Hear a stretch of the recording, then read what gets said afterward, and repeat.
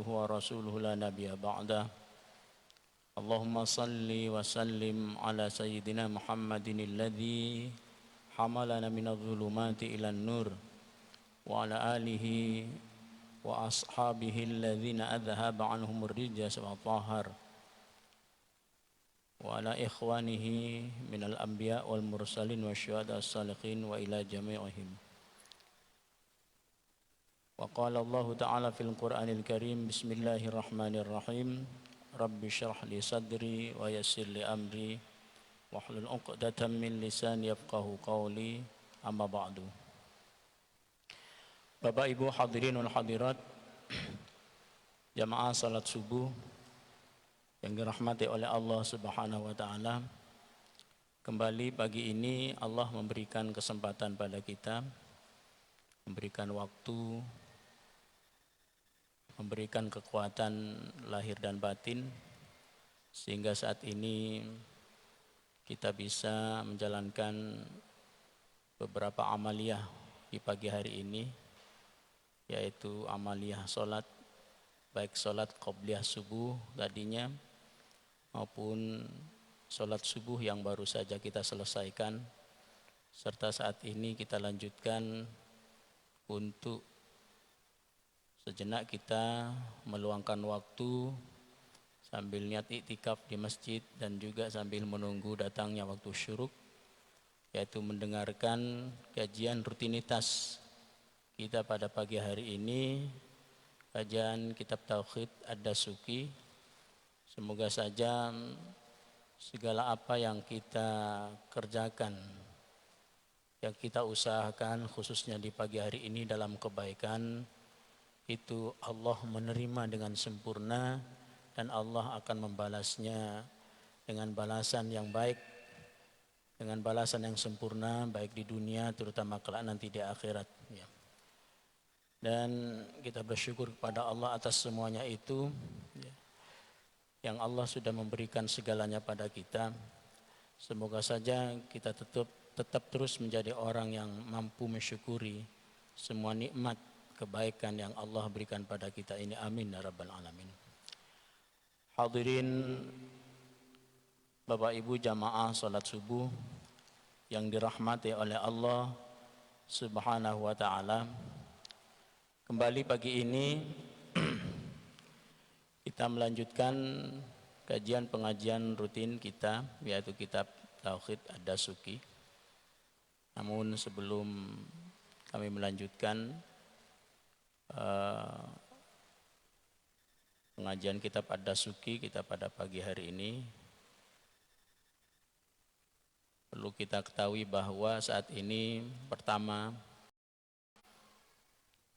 kita berada di bulan Safar ya. Bulan Safar itu bulan di mana di situ Allah, terutama di akhir daripada bulan Safar di hari Rabu nanti, saat ini kita masih berada di lebih dari pertengahan ya. Akhir daripada bulan Sabar itu nanti 1 minggu lagi ke depan memasuki pada bulan Oktober, itu berada di akhir daripada bulan Safar.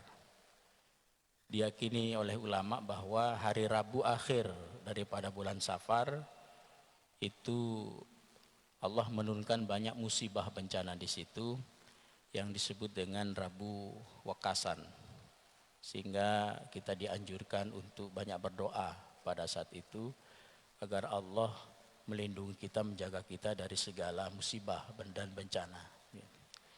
Dan juga yang perlu kita ingat saat ini adalah bulan September, di mana kita tahu bahwa ada peristiwa besar dulu untuk bangsa kita ini di tahun 65 khususnya, yaitu di tanggal 30 September, yaitu peristiwa satu gerakan yang sangat memilukan yang dilakukan oleh orang-orang yang tidak beragama atau ateis, atau yang disebut dengan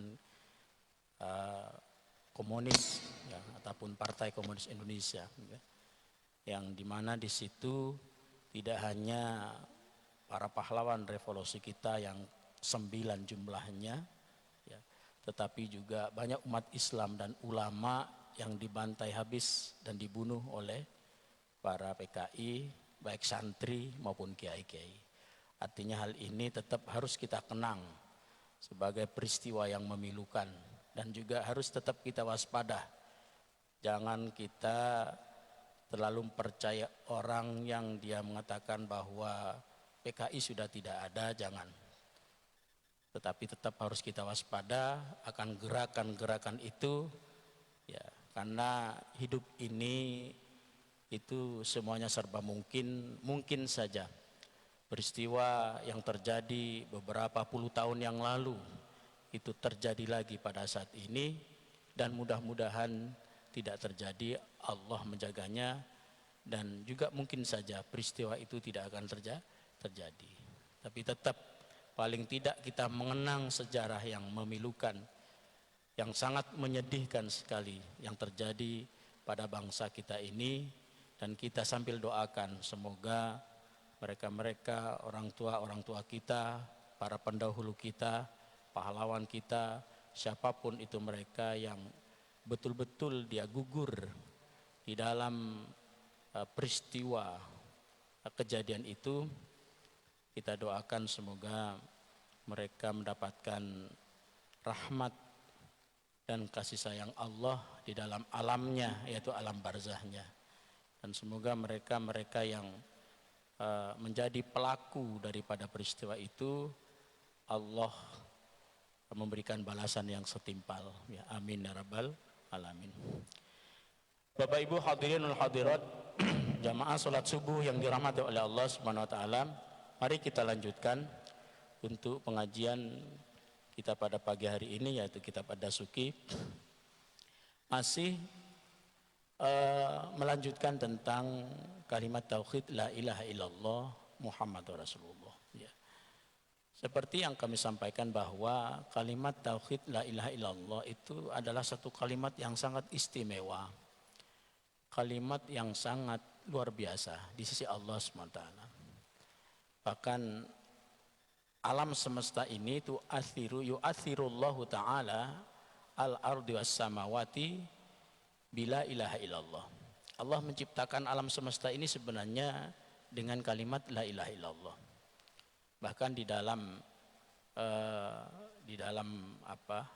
kalimat tauhid, kalimat la ilaha illallah itu, di situ kalimat la ilaha illallah juga yang menghidupkan kita. Artinya kita hidup, kita mati, dan bahkan kita nanti dibangkitkan oleh Allah dari alam kubur, dari kematian kita, itu juga dengan kalimat la ilaha illallah, ya. Seperti yang sering kita baca di saat acara-acara tahlil, wabiha nahya wa 'alaiha namut wa biha nub'atsu insyaallah. Jadi dengan kalimat la ilaha illallah kita hidup, dan atas kalimat la ilaha illallah kita mati, serta dengan kalimat la ilaha illallah kita dibangkitkan oleh Allah dari alam kubur, ya. Sehingga kalimat itu haruslah betul-betul kita jaga. Ya. Baik kita menjaganya dalam kita tidak melupakan akan kalimat itu, ya, kita jadikan kalimat yang begitu berharga untuk diri kita, ya. Dan juga kita harus menjaga dari cara baca yang benar, ya. Karena apa? Karena kata di sini banyak orang yang membaca kalimat la ilaha illallah hanya sekedar membaca la ilaha, dia tidak memperhatikan bagaimana cara baca yang benar dalam kalimat la ilaha illallah, ya. Sehingga kalimat itu yang seharusnya dapat mendatangkan pahala, berkah dan rahmat yang cukup besar dari Allah, tetapi karena gara-gara cara bacanya yang keliru, yang salah, maka di situ kita tidak akan mendapatkan apa-apa dari Allah, ya. Yang seharusnya kita dalam acara apapun, baik acara tahlil dan sebagainya, yang di situ kita ada lafaz-lafaz la ilaha illallah yang kita ucapkan, itu kalau memang kita membacanya dengan cara benar dan penuh dengan renungan, kita konekkan dengan hati kita ini, maka cukup sebenarnya baca kita 3 kali saja, tak usah banyak-banyak dalam acara tahlil, itu sudah cukup sebenarnya. Tidak usah pakai membaca banyak 100 dan kemudian lebih daripada itu. Cukup la ilaha illallah, la ilaha illallah, la ilaha illallah 3 kali saja, itu sebenarnya sudah cukup. Tetapi harus betul-betul kita baca dengan benar, ya, sesuai dengan kaedah-kaedah, ya, kaedah-kaedah yang ada di dalam kalimat la ilaha illallah itu sesuai dengan aturannya. Makanya di sini pagi hari ini kami akan membahas tentang bagaimana cara untuk membaca kalimat la ilaha illallah yang benar sesuai dengan kaedah yang ada di dalam kitab tauhid ini. Pertama itu kata di sini bahwa fayambaghi lidzakir, maka seharusnya lidzakir pada orang yang berzikir, orang yang mengucapkan melafalkan kalimat la ilaha illallah, yaitu alla yuqila madda alifin la jiddan. Itu tidak boleh, ya, tidak bagus untuk terlalu memanjangkan lafadz la-nya di dalam la ilaha illallah. Tidak boleh terlalu dipanjangkan. Tidak boleh kita terlalu memanjangkan la ilaha, itu tidak boleh, ya. Sekalipun di situ kita tahu bahwa secara lafdiyah, secara ilmu tajwid, di situ kalimat la ilaha illallah itu ada bacaan mad wajib munfasil yang mungkin ukuran bacanya itu sampai pada 2,5 setengah alif ataupun 3 alif, ya. Tapi kita tidak boleh memang terlalu memanjangkan lafadz la yang ada di dalam kalimat la ilaha illallah. Bahkan di sini itu disampaikan di dalam keterangan yang ada di dalamnya itu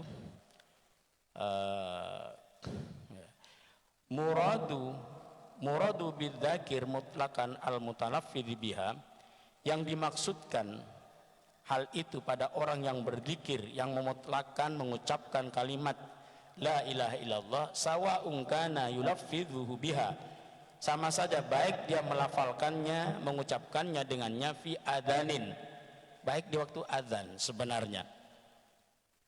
Jadi kata di sini bahwa seharusnya orang yang melafalkan, mengucapkan, berzikir dengan kalimat la ilaha illallah, pertama yang harus diketahui itu tidak boleh terlalu memanjangkan la, baik dalam apapun itu, baik itu di dalam fi adzan, di dalam adzan, artinya ada ukuran, ya, au iqomatin, atau di dalam iqomah, yaitu iqomah itu sebelum pelaksanaan sholat itu adalah iqomah, dan di situ kan ada lafadz azan di dalam iqomah, ya, dan juga ada kalimat la ilaha illallah, ya, yaitu asyhadu an la ilaha illallah, ya. Kemudian au dukhuli fil Islam, atau bagi orang itu yang masuk ke dalam agama Islam, artinya tidak sembarang, ya, untuk mengucapkan kalimat la ilaha illallah. Au fi mujarradi dzikrin sawaun dzikru wahdah au ma'a jama'atin, atau memang dia hanya menggunakan untuk berzikir, baik itu berzikir secara sendiri maupun berzikir secara bersama-sama. Jadi harus betul-betul kita mengatur, ya, cara baca yang benar dalam kalimat la ilaha illallah. Pertama yang harus kita ketahui itu tidak terlalu memanjangkan lafadz la yang ada di dalam lafadz la ilaha illallah, ya. Dan yang berikutnya itu kata di sini dalam keterangannya, i'lam anna fi maddiha salasata aqwal, ketahuilah sesungguhnya dalam memanjangkan lafadz la di dalam kalimat la ilaha illallah itu terdapat 2 pendapat ulama, ya. Al-awwalu talabu maddiha, yang pertama memang ada sebagian ulama itu yang bisa memanjangkannya, tetapi tetap berada dalam ukuran panjangnya itu, tidak sesuka ataupun tidak sesuai dengan keinginannya memanjangkan, tapi tetap masih dalam aturannya ya. Watsani adamu maddiha, yang kedua itu tidak dipanjangkan. Watsalitsu, sedangkan yang ketiga watsani, yang kedua watsalitsu itu dipanjangkan, tetapi dalam ukuran alla yutila jiddan aizadati an sittati harokatin. Jadi boleh dipanjangkannya itu asal tidak lebih dari 6 harokat. Kita tahu bahwa di dalam aturan ilmu tajwid itu ada yang namanya bacaan mat ya, baik itu mat tabi'i maupun mat far'i nantinya. Mat tabi'i itu mat asal, mat karakter ya, yang hanya dipengaruhi oleh 3 huruf, alif, waw dan ya ya. Jadi alif itu fungsinya sebenarnya pertama wadahnya hamzah, karena alif itu tidak pernah menerima harokat selamanya. Yang berharokat di situ, kalau kita menemukan alif itu kita membacanya a, itu sebenarnya bukan alifnya yang berharokat, tetapi hamzah ya. Dan yang kedua, fungsinya alif itu untuk menjadikan bacaan itu menjadi agak panjang ya, sehingga lafat-lafat yang dipengaruhi dengan alif itu pada harokat fathah itu di situ ada bacaan mat yang disebut dengan mat tabi'i ataupun mat karakter, keaslian mat di situ kan ya. Kemudian mat tabi'i itu juga lagi dipengaruhi dengan ya yang berada dalam lafat alladzina ya. Kemudian mat tabi'i juga dipengaruhi dengan waw yang berada di dalam yarjuna ya. Itu semuanya adalah mat tabi'i. Dan panjangnya mat tabi'i itu 1 alif. 1 alif itu setara dengan 2 harokat. Harokat itu artinya gerakan tangan kita atau ketokan biasanya dulu kalau metode-metode baca Quran, tetapi ketokan itu tidak sembarang ketokan, mengikuti denyut nadi. Detak jantung kita yang normal itu detaknya itu sedetik sekali dia berdetak ya. Kalau kita pegang ya denyut nadi kita itu yang normal itu biasanya ya normal cara untuk berdetaknya sedetik sekali, dan itu yang dijadikan ukuran panjangnya mat beberapa harokat. Kalau 1 detak itu 1 harokat, 2 detak itu 2 harokat, 3 detak 3 harokat ya. Lah 1 alif panjang dalam bacaan dalam mat itu adalah 2 harokat, 2 gerakan. Sehingga kita harus juga mengukur, tidak terlalu cepat cara menghitungnya dan juga tidak terlalu lama ya. Jadi 6 harokat itu setara dengan 3 alif kalau di dalam mat ya, setara dengan 3 alif, karena 1 alif itu 2 harokat, 2 gerakan tangan. 2 alif berarti 4 harokat, 3 alif berarti 6 harokat. Lah cara untuk melafalkan kalimat la ilaha illallah di dalam lafaz lahnya itu hanya itu dibatasi dengan 6 harokat. La ilaha illallah hanya dibatasi itu, hanya dibatasi dengan 6 harokat ataupun setara dengan 3 alif ya. Kemudian wa amma aslul italati fala budda minha wa qadul italati 3 harokatin ila sittin. Dan keaslian dalam memanjangkannya itu maka seharusnya dari itu wa qadru al italati 3 harokatin, dan batasan untuk memanjangkan lafaz la saja di dalam kalimat la ilaha illallah itu hanya 3 harokat ila sittin sampai 6 harokat. Li'annaha ghayatul maddi al munfasil, karena itu batasan mat, batasan panjang al munfasil yang terpisah. Itu artinya la ilaha illallah itu kalimat yang terpisah antara lafaz la dengan ilah. La itu 1 kalimat tersendiri, ilah juga kalimat tersendiri, makanya disebut sebagai munfasil, terpisah. Beda dengan nanti kalimat ayat-ayat yang di situ muttasil, yang juga ada bacaan matnya. Contohnya ulaika, itu namanya muttasil karena bersambung dalam 1 kalimat. Di situ hanya terdiri dari 1 kata yaitu ulaika. Tapi kalau la ilah itu 2 kata. Pertama kalimat la, yang kedua kalimat ilah, dan di situ terjadi satu pemanjangan baca. Terjadi pemanjangan baca itu namanya munfasil, yang terpisah antara satu lafadz yang pertama dengan lafadz yang kedua, ya, seperti itu. Sehingga kata di sini bahwa di situ sekalipun terjadi satu pemanjangan baca itu tidak sampai melebihi daripada 6 harokat ataupun 3 alif, ya.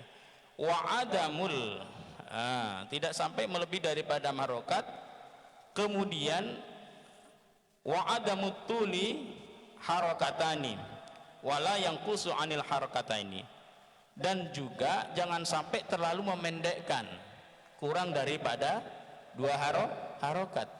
Karena kalau kurang daripada 2 harokat atau kurang daripada 1 alif, itu berarti lafaz itu sudah tidak lagi dia panjang, sudah tidak lagi mat.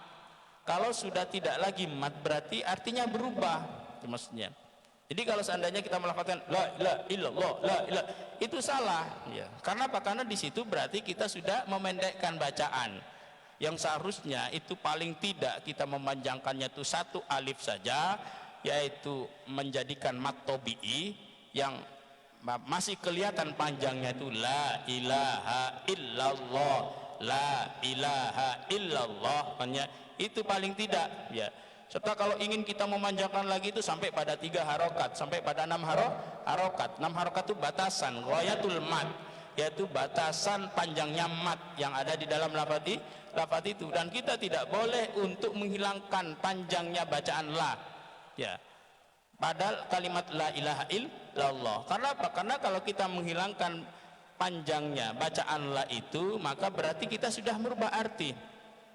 Yang seharusnya artinya la ilaha illallah, tidak ada Tuhan kecuali Allah.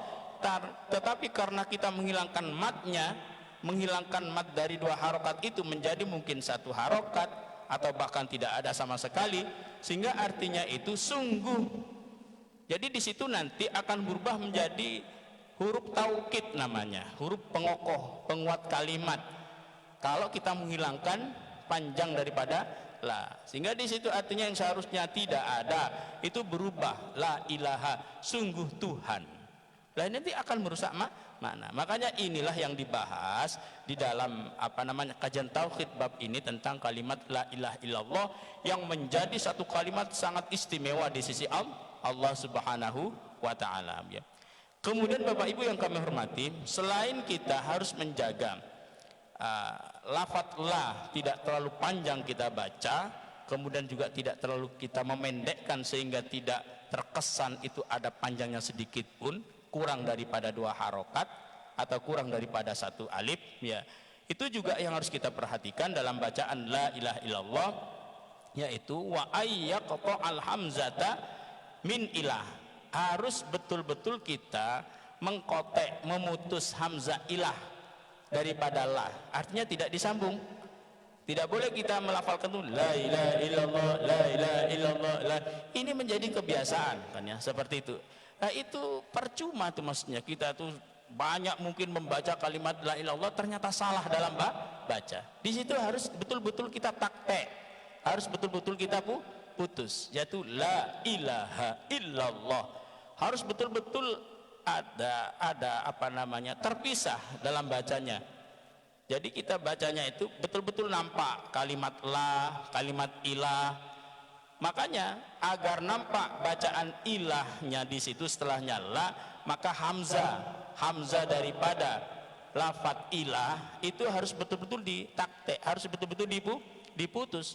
Karena kata di sini wa ayyaqta al hamzata min ilah, dan harus mengkotek, memutus hamzah dari la itu dari bacaan ilah. Artinya tidak boleh la ilaha illallah, la ilaha illallah. Harus betul-betul kita baca la ilaha, la ilah, la ilah, la ilah. Tidak boleh kita la ilaha illallah. Karena kata di sini id katsiran ma yalhanu ba'dun nas fayuraddaha ya'an.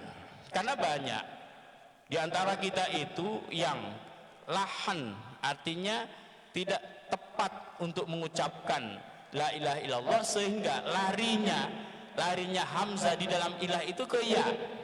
Ya kayak tadi itu yang kami contohkan, yang seharusnya la ilaha illallah, la ilaha illallah, itu karena dia tidak memperhatikan akan hal itu sehingga dia mewasolnya sehingga berubah.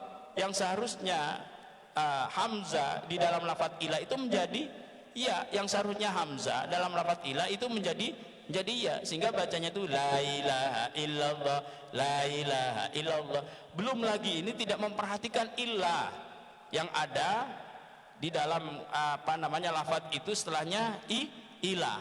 Harus betul-betul kita mentasydid ilah, karena terkadang banyak orang bacanya la ilaha illallah, jadi tidak ditasydidkan. Sehingga kalau tidak ditasydidkan kalimat ilah setelahnya ilah, itu juga merubah arti. Yang ilah harusnya bertasydid itu artinya kecuali, tetapi karena gara-gara tidak ditasydidkan sehingga berubah menjadi harfu jar, yaitu huruf kasrah ilah yang artinya kepada. Gara-gara ya kita tidak memperhatikan ya. Jadi artinya apa? Kayak ini hal yang sepele kan ya. Kayak ini hal yang hal yang sederhana. Tetapi justru sangat berpengaruh ya. Kita mengucapkan kalimat ataupun berzikir kalimat tauhid la ilaha illallah, tapi tidak memperhatikan cara bacanya sesuai dengan aturan-aturannya, baik aturan dalam nahwiyahnya ataupun aturan dalam tajwidnya, maka kalimat itu tidak akan memberikan faedah. Kalimat tidak akan memberikan pahala bagi orang yang mengucapkannya ya. Makanya yang harus kita perhatikan pertama lanya harus betul-betul kita jaga. Jangan sampai mengucapkan kalimat la di dalam la ilaha illallah itu melebihi panjangnya 6 harokat ataupun setara dengan 3 alif. Kita ngukur la ilaha illallah itu paling panjang ya. Dan juga kita memendekkan itu tidak boleh melebihi, mengurangi daripada 2 harokat, karena yang paling pendek dalam bacaan panjang atau mat dalam bacaan tajwid itu 2 harokat, sehingga itu dijadikan sebagai mat tobi'i 2 harokat ataupun 1 alif. Artinya harus kelihatan la ilah. Kalau kita memendekkan bacaan la di situ, jangan sampai kita melafalkan la ilaha illallah tidak kelihatan. Jadi kurang daripada 1 alif ataupun kurang daripada 2 harokat, maka di situ akan merubah arti ya. Kemudian kata di sini yang perlu kita perhatikan dengan detail yaitu wakada yafsahu bil hamzati min illah wa yushaddidul lam ba'daha id katsiran ma yalhanu bi ba'dhum yuraddul hamzah ya aidan. Dan juga yang harus kita perhatikan dalam lafaz la ilaha illallah itu tidak hanya perhatikan lafaz awal, harus kita betul-betul nampakkan panjangnya.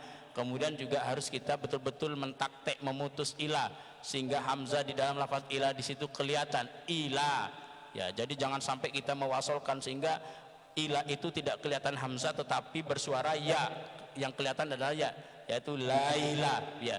Dan juga yang harus kita perhatikan itu lafaz ilah di situ setelahnya ilah.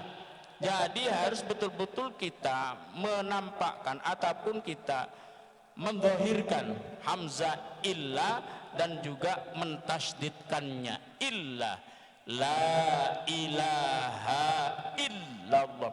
Harus itu betul-betul kita tampakkan ilahnya.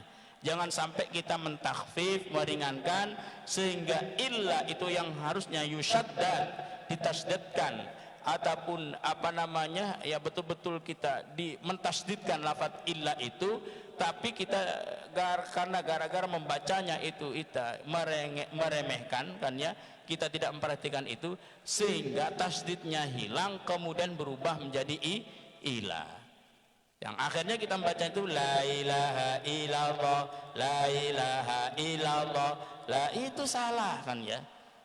Itu justru nanti kita akan mendapatkan dosa ya.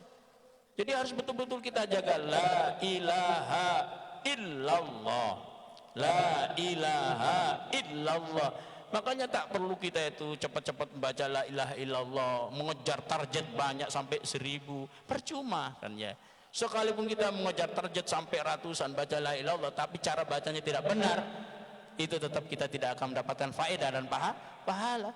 Sedikit saja kita baca, tetapi kita baca dengan cara benar, sesuai dengan aturan. Ya kayak tadi itu, la ilaha illallah, harus betul-betul dinamakan illallah. Ya, jangan sampai menghilangkan tasdid sehingga berubah menjadi ilallah, yang artinya nanti juga berubah. Seharusnya illa, kecuali, karena kita menghilangkan tasdid berubah ilah kepada Allah Subhanahu wa ta'ala. Jadi itu yang harus kita perhatikan pertama, ya.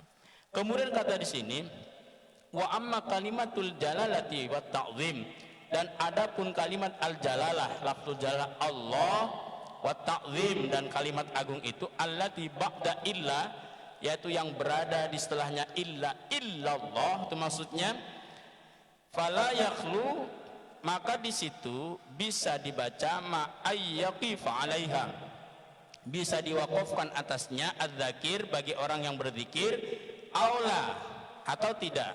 Jadi boleh kita baca wakaf, dan juga boleh kita tidak dibaca wakaf, illallah maksudnya. Fa in waqafa 'alaiha ta'ayyana sukun, kalau mewakafkan dalam bacaan illallah itu maka harus ditampakkan sukunnya, matinya illallah maksudnya. Wa iwasalaha bi syai'in akhar ka ayyakula, kalau memang itu diwasolkan dengan kalimat lain, seperti ada orang yang mengatakan la ilaha illallah wahdahu la syarikalah, qila fiha wajhani, di situ ada dua pendapat. Jadi kalau kita mewasolkan, artinya tidak mewakafkan, itu ada dua pendapat. Pendapat yang pertama bisa dibaca dhamma, pendapat yang kedua bisa dibaca fathah. Makanya kalau kita mungkin dalam bacaan setelah sholat zikir kan ya, astagfirullahaladzim alladzi la ilaha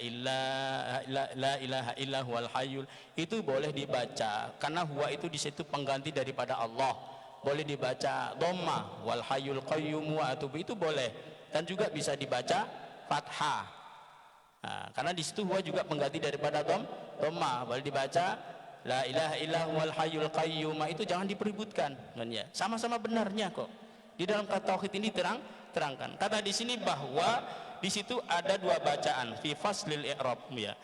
Pertama itu wajhani ar-raf'u wa huwa al-arjah, dibaca rafa itu yang paling rajih, wa nasbu wa al-marjuh, dan dibaca nasab itu fathah itu juga yang yang marjuh, yang dirojehkan. Yang dirojehkan itu artinya yang dibenarkan menurut pendapat ulama secara umum. Jadi boleh kita bacanya fathah la ilaha illallah, dan juga boleh kita bacanya dhamma la ilaha illallah, la ilaha illallahu. Jadi kalau dalam setiap zikir salat itu kita membaca astagfirullahaladzim alladzi la ilaha illa huwa, huwa itu pengganti daripada Allah. Boleh kita melanjutkan wal hayyul qayyum wa atubu ilaih, karena al qayyum di situ nanti bisa menjadi khobarnya huwa dan sifatnya huwa. Sedangkan huwa di situ dibaca dhamma, maka al qayyum itu juga bisa dibaca dhamma.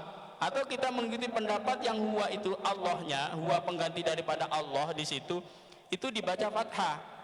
Sehingga kita bacanya astagfirullahaladzim alladzi la ilaha illa huwal hayyul qayyum wa atubu ilaih, itu sama-sama boleh ya. Dan di situ kalau kita mewakafkan itu ada dua wakaf sebenarnya, ada wakaf raum dan juga ada wakaf ismam. Kita tahu bahwa dalam bacaan Al-Quran itu juga ada bacaan raum, ada bacaan ismam. Sedikit lagi, bacaan ismam itu adalah bacaan yang di situ mensukunkan dan mengumpulkan dua bibir, memuncungkan atau memanyunkan dua bibir.